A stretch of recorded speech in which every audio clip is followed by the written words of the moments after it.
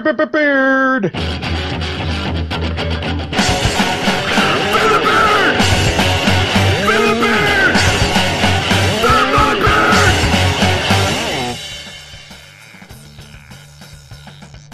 From the Fans Talk Podcast family at fanstalkpodcast.com, this is episode 283 of Fans Talk Pro Wrestling, and was recorded live on Tuesday, September 15th, 2015.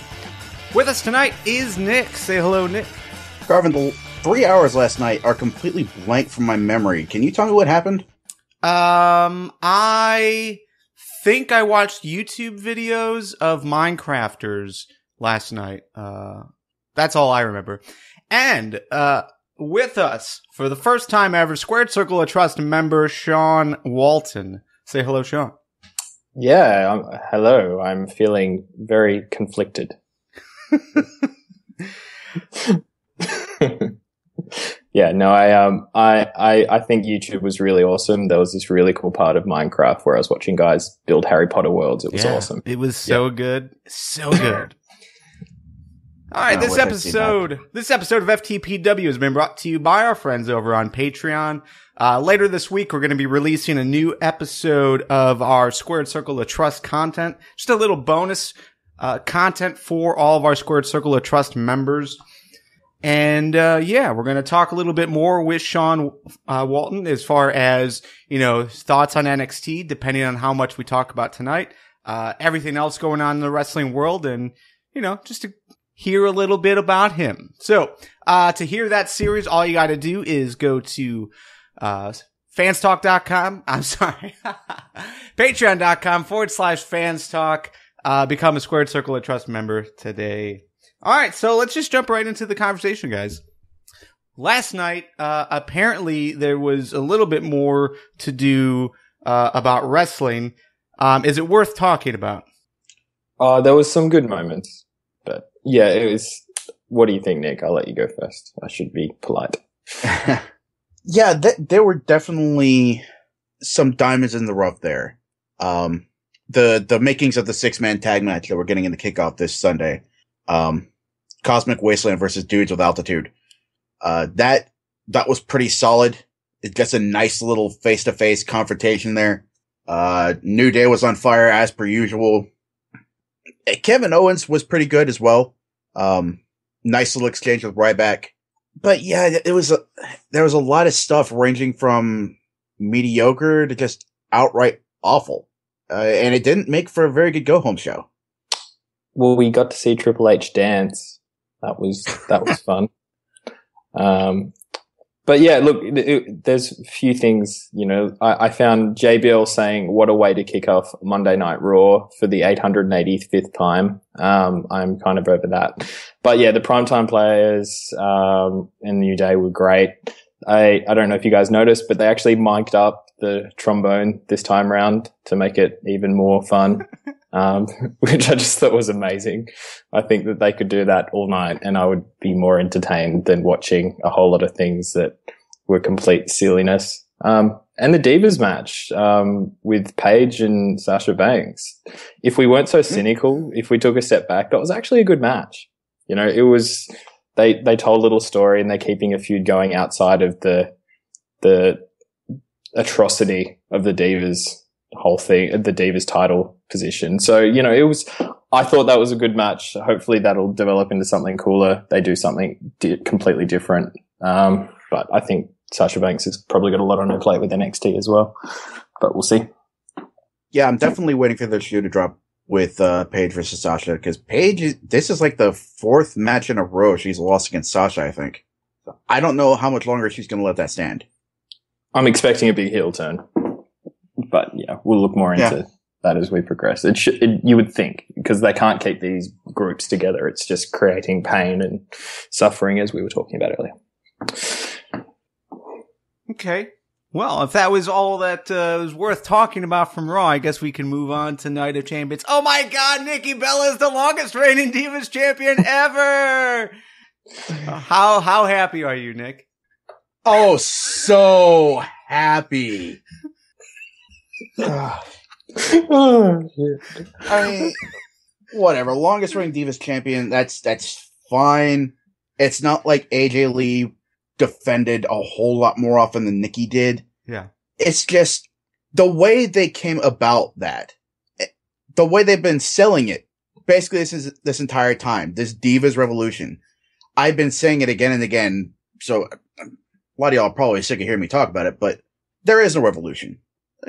If anybody had any doubts about that before tonight, last night should have dispelled that, because the very same person saying, well, I brought you this revolution. Look at me. I'm so revolutionary. She used the same strategy that a newbie used just an hour beforehand. And, it ended up with twin magic. The same shit gimmick that you've been using for the last 8 years of your career. I just wish they actually put some thought into it, took Stephanie out of the equation entirely, and, do what they do in NXT.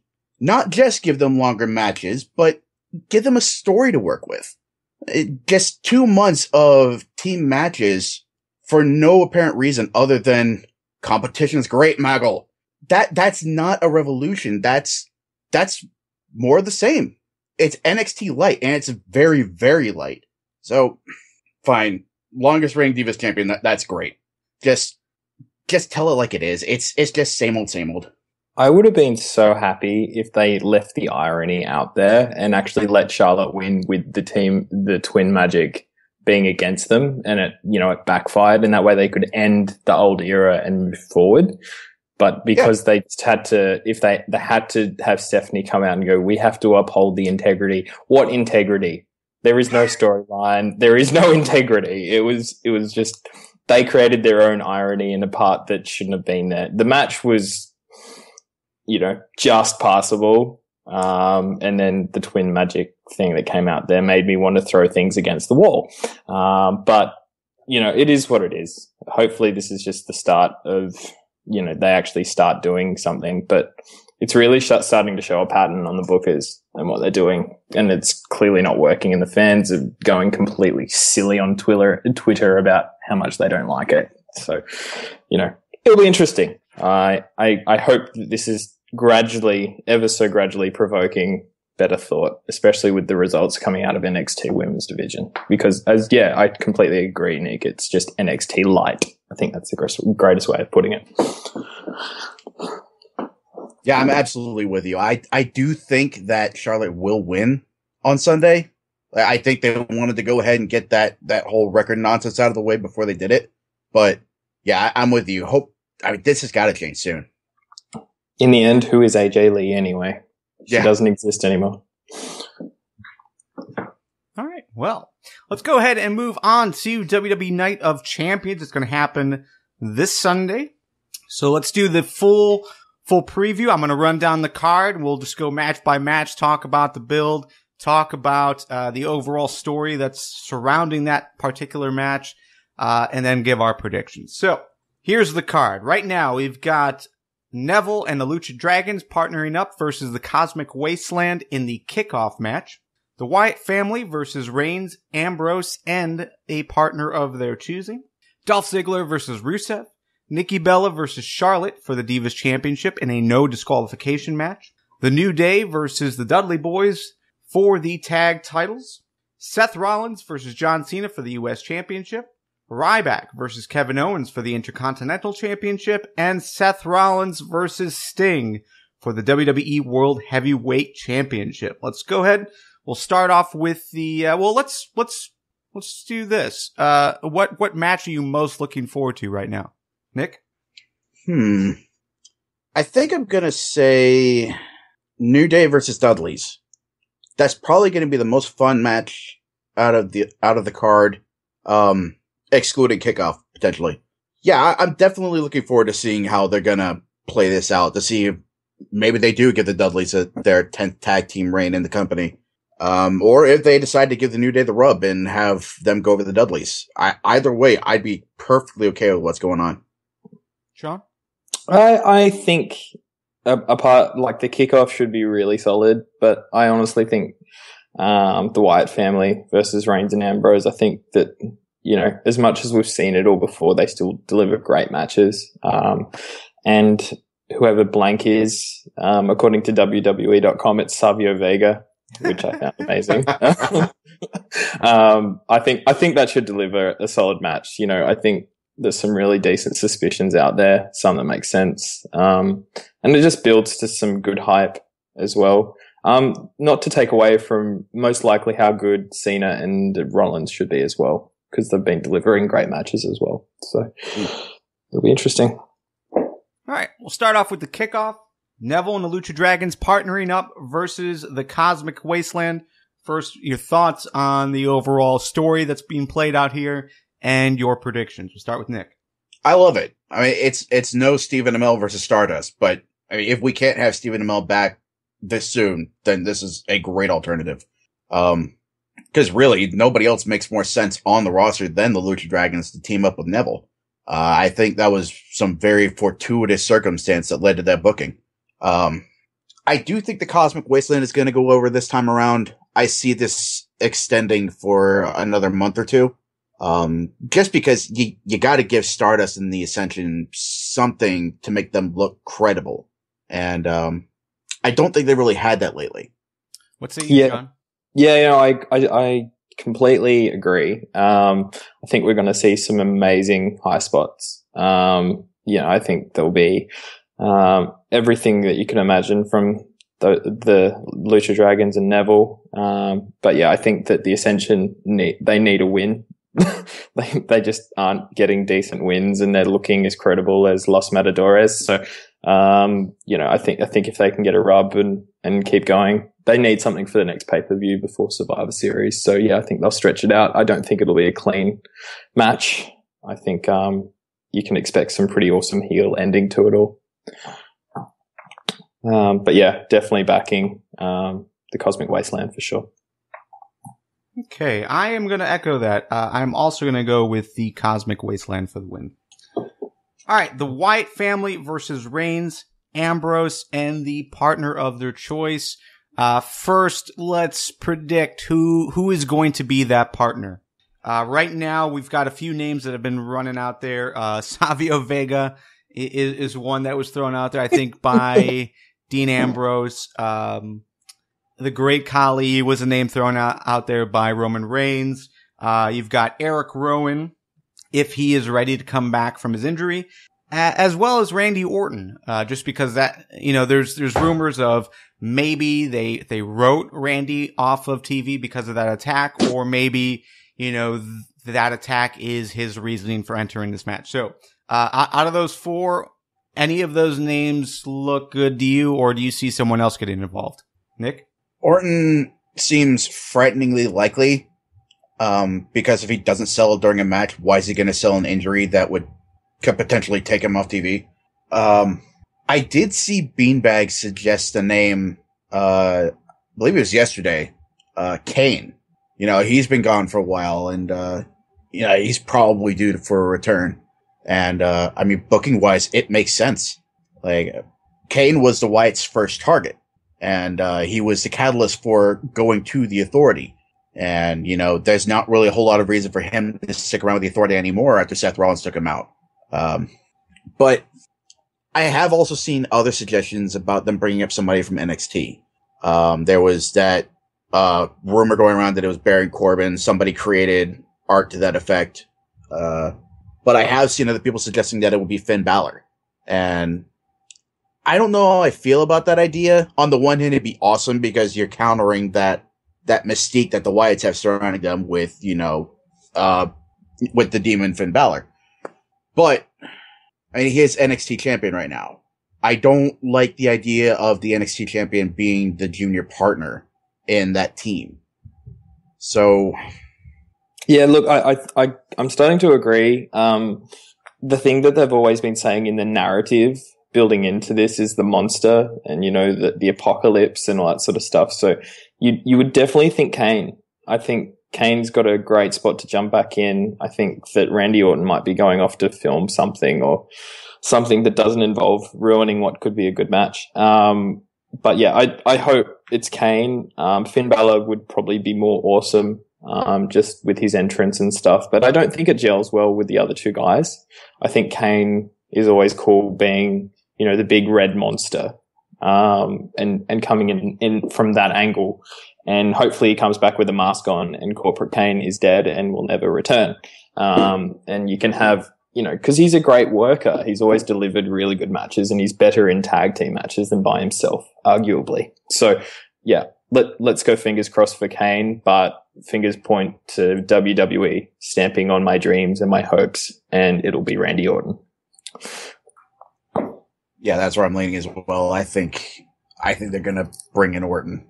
Yeah, I mean, I like the idea of them bringing someone up from NXT. I just think it's a strange time to do so, just because you got the tag team tournament going on, and then if you bring up someone from NXT, then are they running double duty? So I don't know. I'm kind of torn on it. But we are getting some suggestions from the live chat. So what do you guys think about Cesaro as a potential opportunity? Oof. I hope not. I want Cesaro to have his own storyline. He deserves his own storyline. He's just been really good, and he keeps on being left out in the dust, and putting him in another tag team and just letting him go off in a group doesn't let him shine. It doesn't let him get to that next level. So, I hope not, but again, it's credible. It does work. He hasn't been taken out, so to speak, by the Wyatts. So, maybe so. But yeah, it's someone who gels well with that fit of the rebelliousness of the Shield light. So, if you wanted to go on that sort of tangent, you'd say Corbin would be a really good fit, even though he can't deliver very well, but he could be robbed really well by the other two guys. And he's got that very big man sort of thing going on. But yeah, I don't know. I hope not, for Cesaro's sake, because it's just not going to get him anywhere. Yeah, I could see why people would be suggesting that, because you're wanting somebody that could counter that raw power that Braun Strowman brings to the table. And I mean, they keep on saying it. Cesaro is pound for pound the strongest guy in the WWE. He's a Swiss Superman. So I could see that being a very attractive option. But yeah, I agree with you, Sean. I hope that's not the case. I hope he focuses on a singles run. I hope that he's gunning for either the US or the IC title. Especially if Kevin Owens wins it on Sunday. That would be a great feud. Owens versus Cesaro for a title. Again, Baron Corbin, I can see the attraction there. Just in appearance, in gimmick, Corbin fits very well with the Shield. Same sort of vibe going on there. In reality, in practice, that's not great. Corbin is just now starting to figure out who he is as a wrestler, what his style is, what he can bring to the table. And it's just too early to bring him up from NXT. Yeah. As much as, you could fast forward him, it would be great, because he's got that whole not care, anti-authority, and it works. But yeah, just going back to Eric Rowan, from what I hear of what his injury was a torn tricep. From everything I know about torn triceps, which isn't that much, it takes a long time to come back from that, because it's a fairly painful and a lot of surgery and a lot of rehab. I doubt we'll see Eric Rowan. So I just want to write that off. The time that I saw attached to that was 6 months, and I want to say he suffered his injury in July or in June. And yeah, I highly doubt that he's coming back this early. Well, I highly doubt that Cena would come back this early. True. I think Rowan can be pretty much reserved for a return at Royal Rumble. I think that's going to be his time there. But I hope it's Kane. I think that's the best way to counter the monster, and hopefully Kane has his mask back on, and hopefully he doesn't talk, and he just, and he's not going to anger management classes, and he's back to being the crazy angry man that everyone loved him for. So we'll see. One more name for you guys to ponder. Daniel Bryan. Oh. Daniel Bryan has been very, very vocal as of late about being ready to go. He's been cleared by doctors, just not WWE doctors, to wrestle again. He does have history with the Wyatt family, so him getting involved here, storyline-wise, would make sense. Any chance WWE lets him wrestle at Night of Champions? Oh, that'd be amazing. it works for the sake of looking at how WWE has been absolutely struggling in the ratings, and doing something like that could really boost them, especially with, they're in their off season effectively. They're not in their biggest time of year. That would what be are you talking about? We just had the season premiere of Raw. Sorry, I didn't know that. It's not like they ever told me that it was the season premiere of Raw. I don't think it was mentioned on Raw last night. Did you see that at all, Nick? I didn't. No, I don't remember that at all. No. Yeah, no, I don't know. It definitely wasn't made last night. No. It wasn't a way to kick off Raw. No, I would love to see Daniel Bryan. That would be great, I think.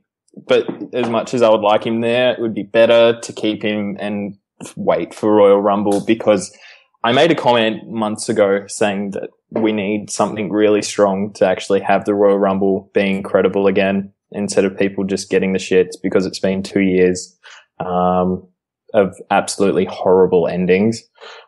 So hopefully they're reserving either him or Lesnar for the Royal Rumble, but I wouldn't say no to Daniel Bryan. Definitely not.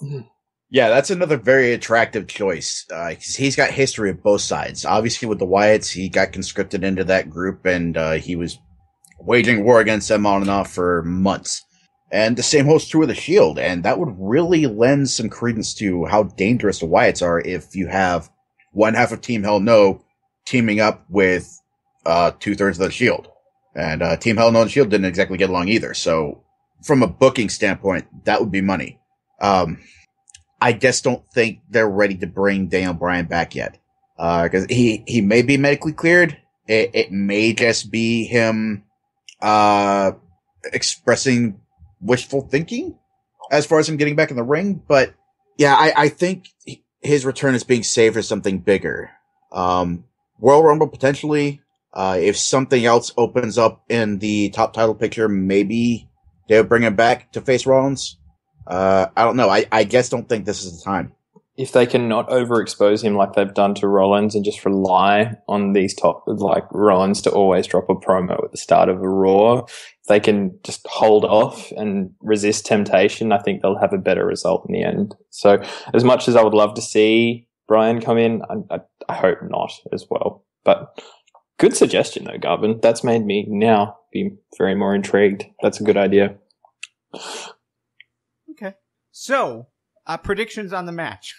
Wyatt family versus the Shield. Who walks away with the win? I'm thinking Wyatt's. Yeah, they've had the upper hand for a little while now, but they haven't had a chance to get a win as a unit yet.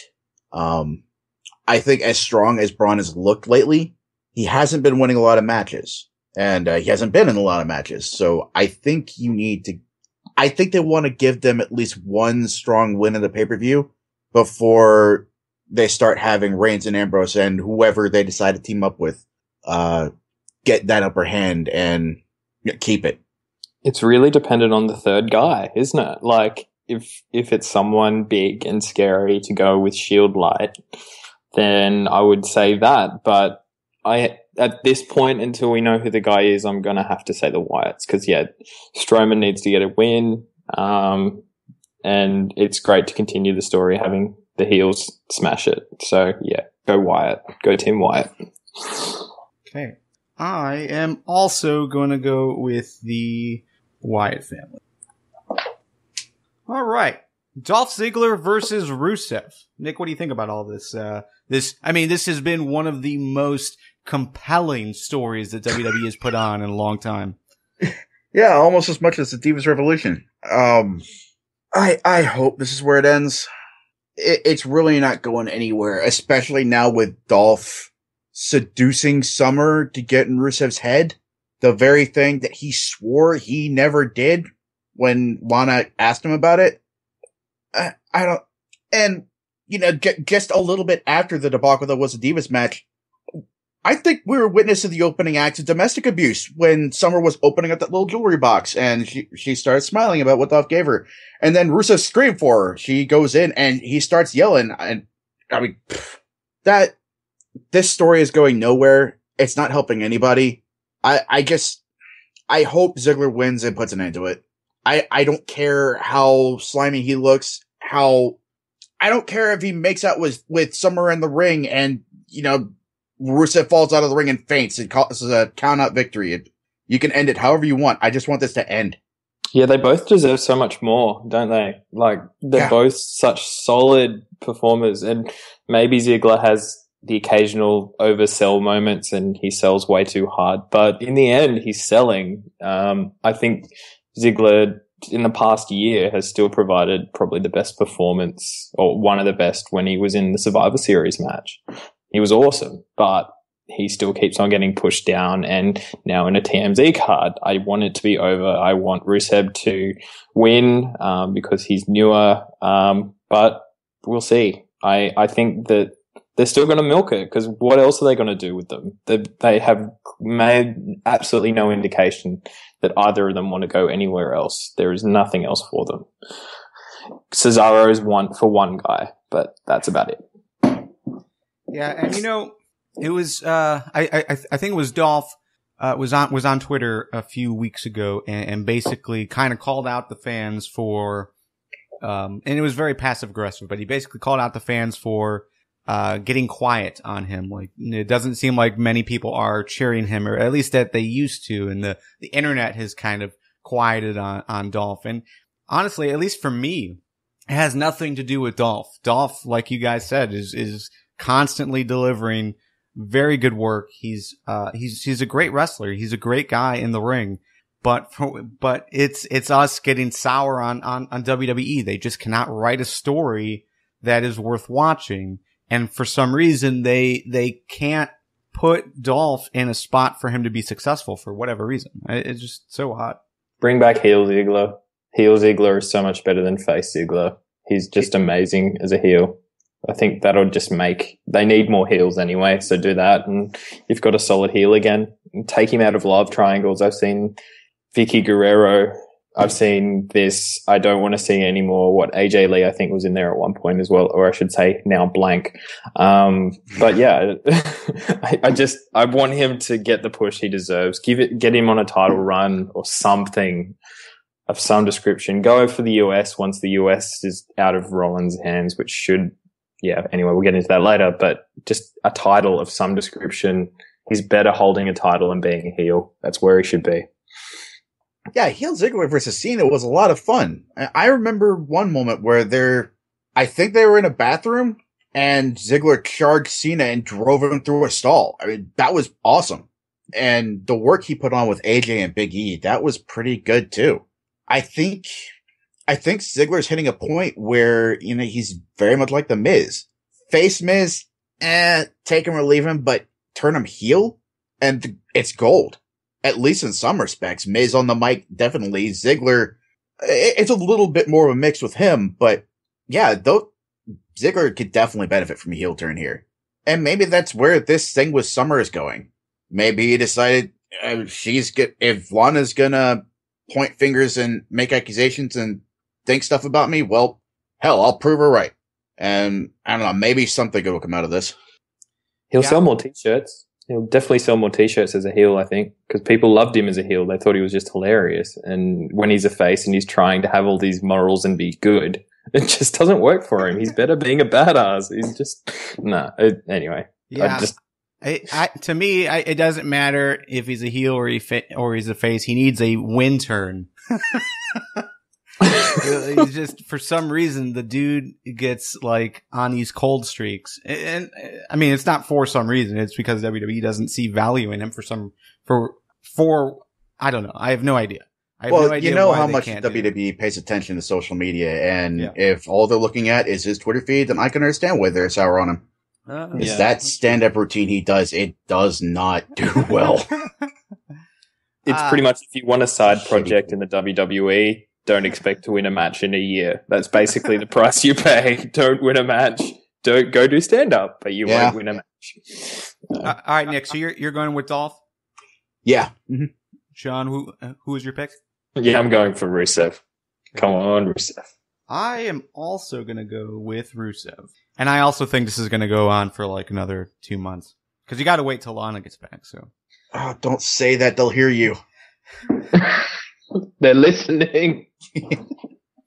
All right. Next up is Nikki Bella versus Charlotte for the Divas Championship in a no disqualification match. Nick, Charlotte wasn't able to take the title off of Nikki in time for her to beat the streak. So is this going to be the match?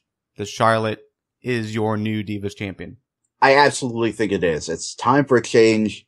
Nikki, she's done some decent stuff with the belt when she's actually defended it. Whole Revolution ran aside. I think this is a time where they give the nod to a newbie coming up. And, if you got to start somewhere, Charlotte's not a bad place to start. Sasha Banks might have been a better choice, but, obviously they're going a different route here. They're choosing to have Sasha and Paige go after each other, and, having the Flair name attached to the Divas belt, it might lend it more credibility with the casual fan. No, I don't agree at all. I think Nikki's retaining, not for any reason that's actually good. If I've learned anything, it's not that things are going to go well. If you look back during the tournament for the number one contendership, I think that Becky was showing a whole lot of anger and jealousy. If you wanted to look deeper into it, I see a heel turn from someone in PCB, either Paige or Becky Lynch. But I expect it to be Becky because she hasn't been doing a thing. It just makes sense. You don't deserve it. I deserve it. And it can create something good. But no, I don't want Charlotte to get it because that's what WWE wants. They think that, no, it's going to be Nikki Bella. It's going to be really dirty and horrible because that's the way they roll in the Divas division in WWE. So Nikki to keep on going. All right. I'm torn on this. I do like the idea of Charlotte winning. I do like the idea of maybe going with a turn like Becky or Paige to go after Charlotte so that it's not Charlotte taking the title off of the longest reigning champion. It's someone else getting that opportunity. So I do like that idea, but I almost think knowing WWE, they probably won't do this, but it would be fantastic if they did learn from what was happening in NXT to actually have 3 or 4 people all trying to get that title at the same time. I mean, that's what really made NXT so wonderful, was that it was about the wrestling matches and it was about the fact that they were all fighting for the title, not love storylines, not anything dumb. It was all about the title. So I think putting the title on Charlotte, then having Paige and Becky come after her along with everyone else that's currently on the roster, I think that would be a much more compelling thing to do.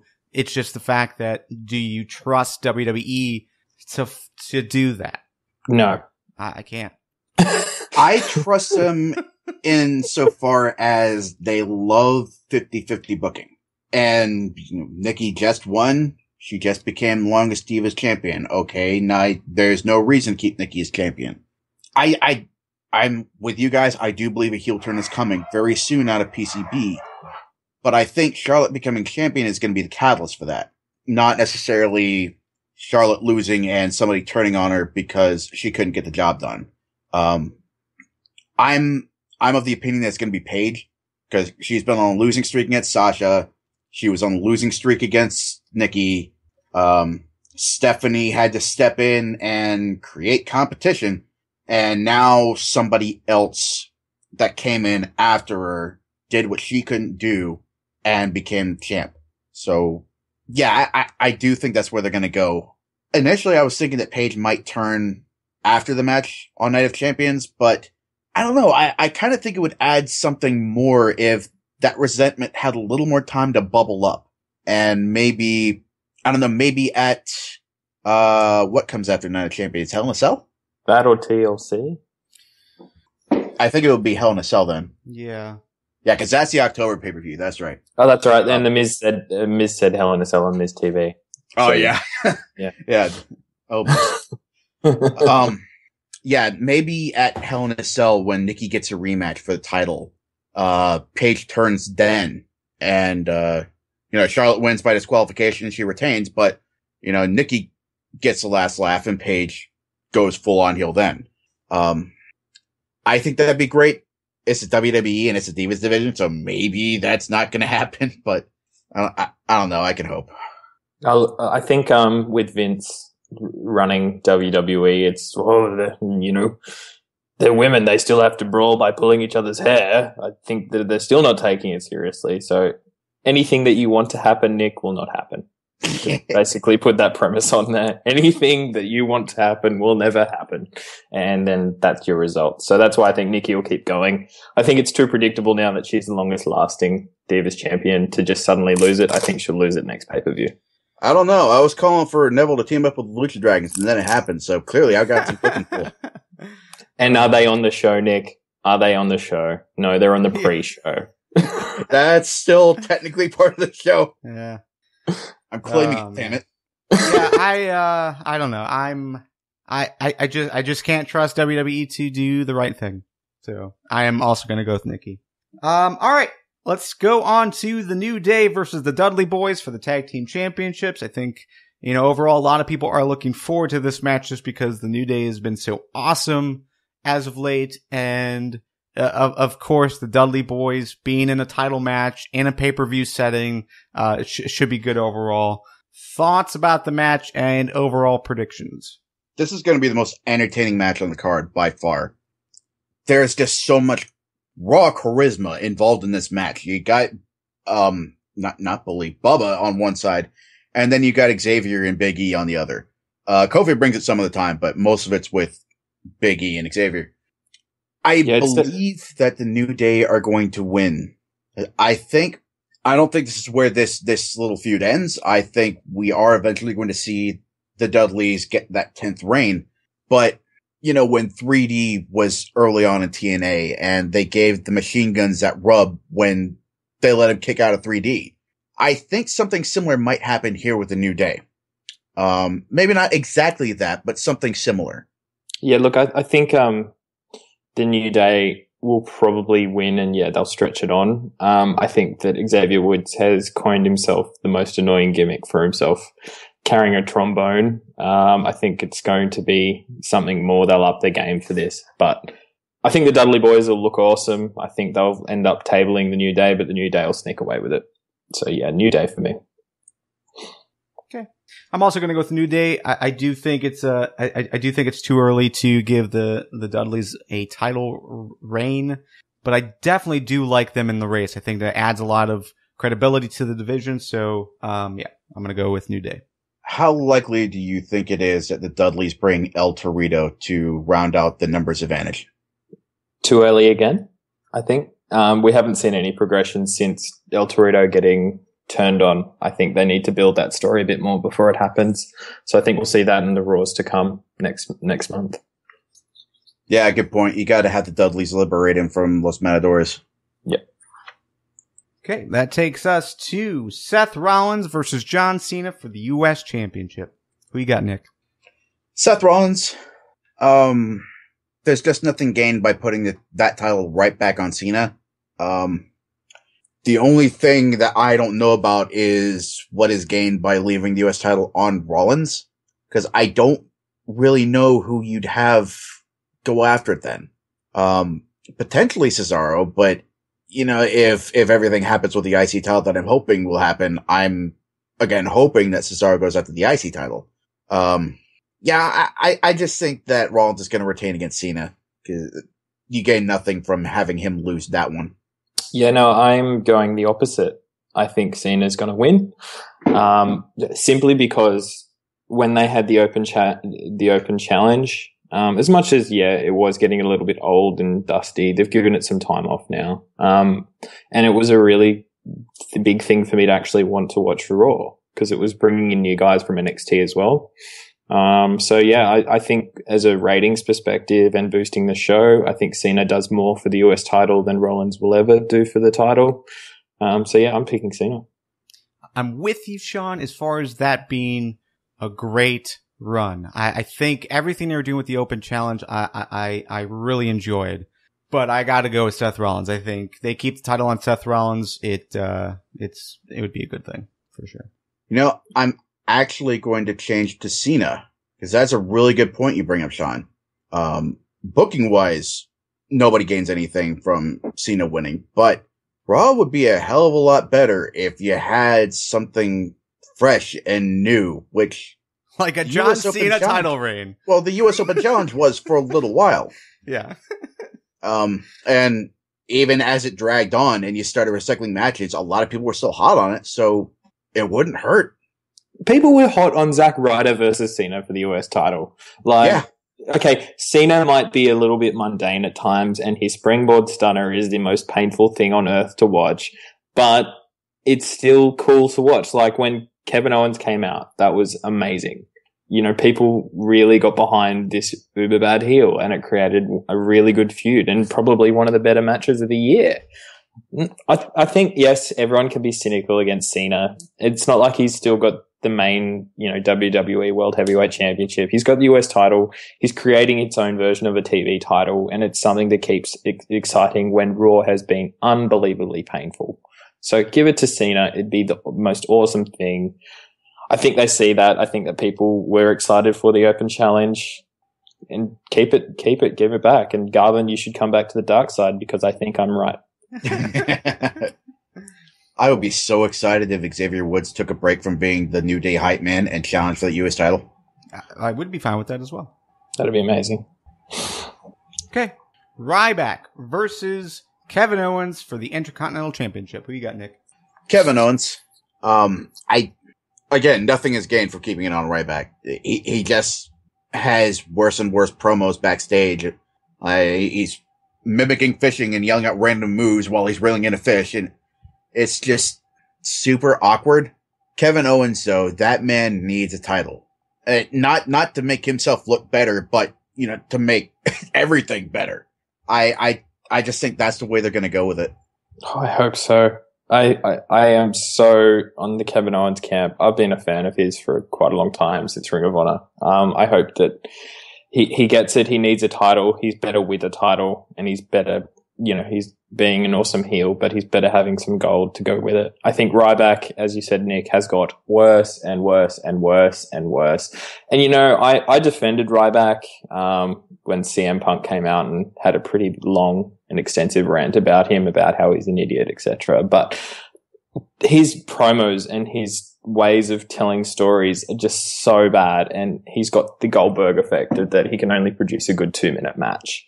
And he should go back to the lower card and stay there and go back with Curtis Axel, because that was the only time that were kind of funny. Take Ryback away. I don't think he's great at all. I'd prefer to not see him on the TV at all. That's me. I'd love to see him go back down to NXT. Maybe have him have a little feud with Baron Corbin. That'd work. Or put Rhino out in a retirement match so we don't have to see Rhino again. There you go. What do you think, Garvin? I am going to go with Kevin Owens for this match. I don't necessarily think that he needs to have a title, as you said, Nick, but I do think I am more attracted to the idea of Kevin Owens as champion and rubbing that into people's faces. Ryback, I was really excited for Ryback to become champion.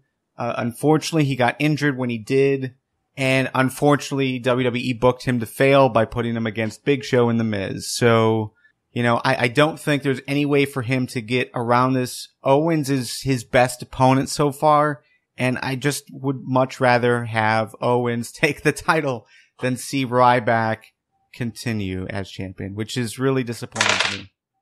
So. Yeah, I mean, it does seem like Ryback does so much better when he's chasing a title than holding it.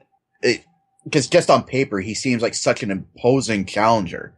The way it was with Punk when Ryback was chasing Punk up the side of the cage at Hell in a Cell. That was definitely a memorable moment, and it made sense that Punk would be scared of somebody just that monstrous.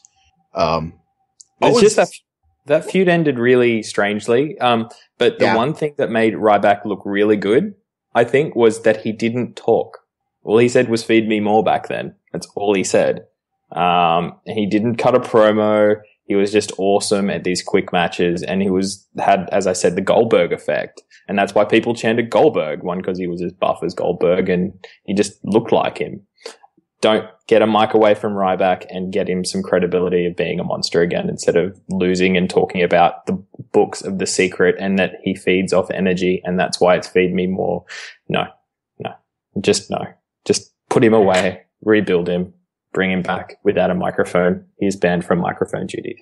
Yeah, give that man a manager, please. Okay.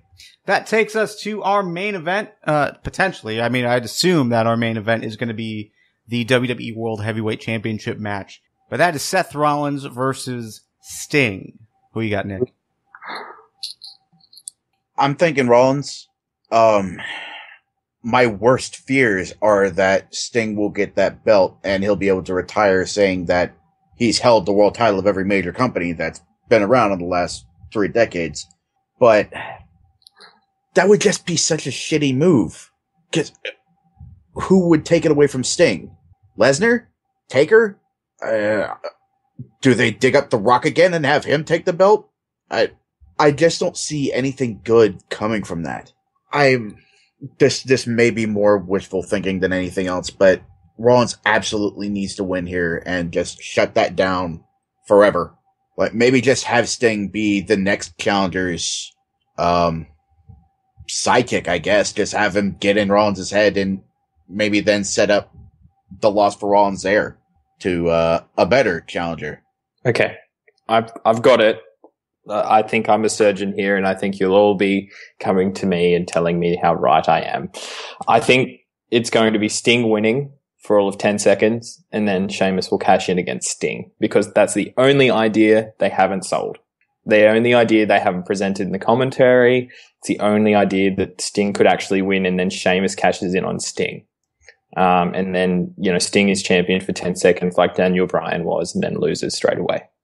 And that way you can have a rematch at Hell in a Cell of Rollins and Sheamus, and then hopefully Rollins will win the title back to go into Survivor Series. It makes more sense as a story to set it up to keep it going.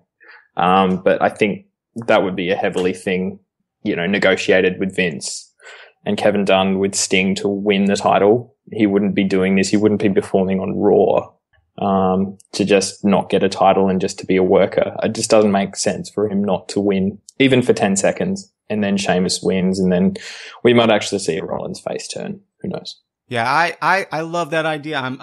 That's what I would like to see happen as well. Longer for 10 seconds though. I think you've got to put Sting in a moment that lasts like 30 seconds, 60 seconds, something where, they can take a lot of photos for prep to put him into the Hall of Fame this year, or next year rather. So yeah, I think on the same night though. Yeah, I think overall, this would be a perfect moment to do it. It wouldn't take anything away from Sting if he lost the title in the same night. I think it would be like that nice cap, of his career. So, yeah, that's what I'm going to go with, as well. Sheamus cashing in on Sting, to become the new, champion. Thank me later. Yeah. That would definitely make a Sting win much more palatable. I'm still going to go with Rollins because I think that Sheamus will eventually cash in on him, successfully. Not at Night of Champions, but down the line. Just because I think when Rollins does eventually make his face turn, which has got to be coming soon, Sheamus is going to replace him. He's the new Mr. Money in the Bank. He's the new Plan B. He and Triple H are workout buddies. So, yeah, I think that's how it's going to play out. I definitely love the idea of Sting holding it for 30 seconds and dropping it. But yeah, that's just me. Another theory being put out there, by Blue in the live chat. He says maybe Sting is the first match. So Cena is the main event. So Cena versus Rollins is the main event. Then you have Sting coming out to help Seth Rollins for some reason, or just coming out maybe to celebrate with Cena. And that's when Sheamus, cashes in. So you have the title on Sting all night. I have heard that theory about Cena being the main event rather than Sting. Actually, the way I read it, it was less than a theory and more that's what's happening. I can't remember the source, so I Spoilers. What do you mean spoilers? It's just the order of the match. I think you'll see Cena versus Rollins as the first match of the show. Just because I love to open with a really big match, and then it can open the end for the World Heavyweight title and the controversy that'll follow. So people will actually want to watch the opening segment of Raw. That's generally how they do things. They open with a fairly big match, and then it goes into Snoozeville most of the time, and then comes back through. That's my theory. We'll see what happens. It's been a while since we've seen Cena in a match first up, though. That's true. All right, so that pretty much finishes it up for us on the WWE Night of Champions predictions. Just to go over these again, we've got Cosmic Wasteland defeating Neville and Lucha Dragons. The Wyatt family defeating The Shield. With Randy Orton siding with Reigns and Ambrose. Rusev going over Dolph Ziggler. We are down the middle. So Joe is not here on the show, but he is putting some predictions in. So right now it's a 50-50 on whether or not Nikki will win or Charlotte. The New Day goes over the Dudley Boyz. Again, another 50-50 match between Seth Rollins and John Cena. Kevin Owens defeating Ryback, and Seth Rollins becoming or retaining the WWE World Heavyweight Championship. You're double booked for that prediction. And I am double booked. Let me do that again. That is another 50-50 match. Man. It's weird Look at having you trying to game the system. Yeah, it's weird having 4 votes. You're welcome. All right. So, that is basically all the time that we have for for this weekly episode. So let's just go right into win and fail. Women wrestlers aren't getting paid? Why do you do a job? Here is your win. You do any job, and fail is to fucking get paid! Of the week. And by the way, again, this episode is brought to you by our friends over on patreon.com/fanstalk. Please give us your support over there. Every little bit will help, and definitely pay just a little bit more and join the Squared Circle of Trust. You can join our Slack community, as well as get some extra content every month. All right, Nick, what was your win of the week? For like the 6th straight week, my win's going to be the New Day. Like we've been saying, they were on fire during Raw, and they had a amazing interview with Eden afterward on WWE.com. And Eden held her own. She was entertaining in her own right. But please, if you haven't seen it, look up that interview. It was just great. Big E does the most amazing voices. Sean, your win of the week? My win of the week, I don't know if you guys have seen it in the press, but we've had a new leader of our country put in this week, and our old Prime Minister, Tony Abbott, being kicked out. Anyway, someone tweeted to Hulk Hogan to give him a shout out, and Hulk Hogan replied with, "Keep your chin up, Tony Abbott. I know what it feels like." So that's my win of the week. It was amazing. Magnificent. It's great. I put it on the Facebook page if you want to check it out. It just made my day because, like, the whole media in Australia was looking at this thing on our Monday or your Tuesday, and it was just your Sunday. Unbelievable. And then Hulk Hogan within minutes replied with that. It's just, he's really keeping his credibility going well. So yeah, that's my win. All right, we got some wins from the live chat. We have Tyrus over in TNA. Basically mastering the bodyguard role. The New Day table for 3 show that is now on After Raw. We also have the New Day dancing with the Authority and Sting's in-ring debut on Raw. And let's go into fails. Nick, what was your fail of the week? I gotta throw my fail at restarting the Sting versus Big Show match, but not restarting quote unquote the biggest Divas match in WWE history. That doesn't sit well with me. All that could have been done a lot better. It was so bad. It just didn't make sense. The whole show didn't make sense. Can we just pretend it never happened? That would be easier. I started the show pretending it didn't happen. Too much pain and suffering. Yes. Okay, my fail of the week basically just can be summed into one word, which is Ryback.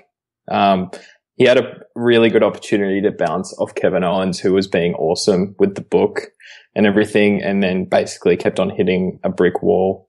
They had a really good opportunity to build their match, and it just failed so badly. So just Ryback just fails at failing. Just fails at everything. All right, some fails from the live chat. Diva Jill, her fail is me not reading her win. Apparently I missed it. Her win of the week was Nikki Bella proving her right over Nick. Whatever. Fail, Ryback singing. Yeah, that hurt me physically. A lot of people upset about the whole Divas Championship situation. And yeah, Sting getting the world title match with technically a 2-1 lifetime WWE record. And, yeah. Sean, you're getting some hate for the Goldberg Ryback comparison. Oh, look, they're nowhere near as good. Like Goldberg had so much more charisma and equally was just so much better. I'm saying the Goldberg effect basically means that Goldberg wasn't capable of doing a match over like 8 minutes. I think if you YouTube William Regal versus Goldberg, you will probably watch one of the worst matches of all time. What I'm saying is that Ryback has a really good 2 to 3 minute match. That's all he's got. So no, I'm not comparing them in the fact that they're completely different in charisma and performance, but in the fact that they can pull off a good 3 minute match. So don't think I'm actually comparing them in that respect, because I'm not, because I hate Ryback. Plus, I mean, comparing Ryback to Goldberg is like 2 years ago. All right. Still the same though. Look at his matches. Look at his matches. He hasn't changed apart from now he feeds off energy. That's the difference. And he's not hurting people. Yes, he is not giving Bret Hart a stroke. So, yeah. Or drop people on the head. Yeah. All right. So, before we close out, definitely want to thank you, Sean, for joining us. Sean is a Squared Circle of Trust member. We want to definitely bring in more of our supporters on air with us over the next, well, however long we need to do that. Adam Pyre has been on the show a few times. And now Sean, Renee was on an episode that you did not hear because of technical issues. But yeah, we're going to try to do that a little bit more often. And everyone who is a part of the Squared Circle of Trust, we're going to get some bonus content for you, released a little bit later on this week. So, again, thank you, Sean, for taking the time and, yeah, spending your, whatever this is for you, Wednesday morning. Yeah, Wednesday morning. Yeah, it's 11 o'clock in the morning. And hello from Australia, everyone. Thank you for having me as well, you guys. It's been a pleasure. Hope to do it again. Yeah, absolutely. All right, and that's the show, but the conversation doesn't have to stop here. You can join us over on our YouTube channel, as well as Google+, Twitter, Facebook, and if you are a member of the Squared Circle of Trust, we do have the Slack community as well. So definitely keep talking. If you really want to show your support, you can join us over on Patreon. It's patreon.com/fans talk. All those links and more are over at fanstalkprowrestling.com. For Nick, Sean, Joe, everyone in the live chat, we'll see you next Tuesday. Later.